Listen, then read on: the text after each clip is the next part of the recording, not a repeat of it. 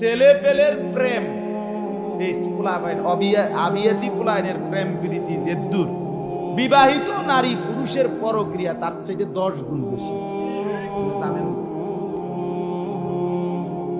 হ্যাঁ, হালাত আমি ডাইরেক্ট বললাম আর কি। খুব নাজুক। কেন?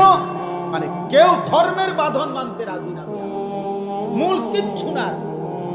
প্রত্যেকে যদি সিদ্ধান্ত নিত আমার স্ত্রীর ব্যাপারে আমার দায়িত্বটা কি, আমার ছেলের ব্যাপারে আমার দায়িত্বটা কি, আমার মেয়ের ব্যাপারে আমার দায়িত্বটা কি, আমার রোজগার করার ক্ষেত্রে আমার দায়িত্ব কি, আমি বুঝি মরি বাসি হালাল হারাম চুরি ডাকাতি ওজনে কম দিয়া মিথ্যা বইলা বাটপারি কইরা সিটারি কইরা কিস্তিতে পারি, যেমনে পারি মানুষের মাথাত বাড়ি দিয়া পারি, টাকা আমার লাগবেই। তোমারে এত বড় বাধ্য কে করছে বেটা?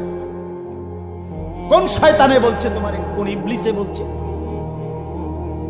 যে হালাল হারাম সব বাদ দিয়া তুমি শুধু পয়সা কামাই করো?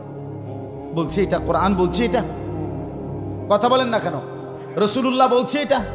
আরে আচ্ছা, আল্লাহ রাসূল রাখেন, সরকার বলছে এটা, তো কে বললো? তারে বললো কে?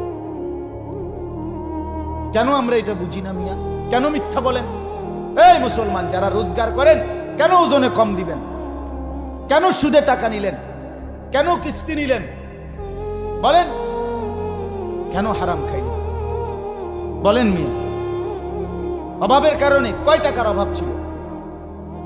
রিজিকের জন্য কি কষ্ট করছেন? হালাল উপার্জন করা তো ফরজ করছেন আল্লাহ, নবীজি বলছেন। আপনি মেহনত করবেন না কেন? পরিশ্রম করবেন না কেন?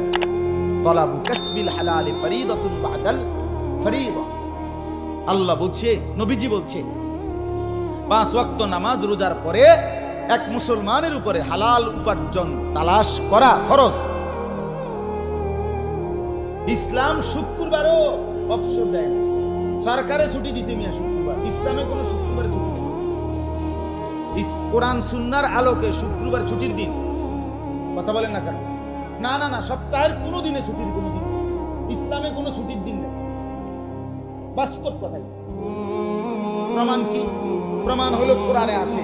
আল্লাহ বলছে, হে ঈমানদারগণ, জুমার দিন শুক্রবার দিন যখন আজান দেয় তখন তোমরা মসজিদে নামাজের দিকে ছোট, ওয়াদারুল বাইআ, এবং বেচা কিনা বন্ধ করো। তাই মানে কি বুঝা গেল?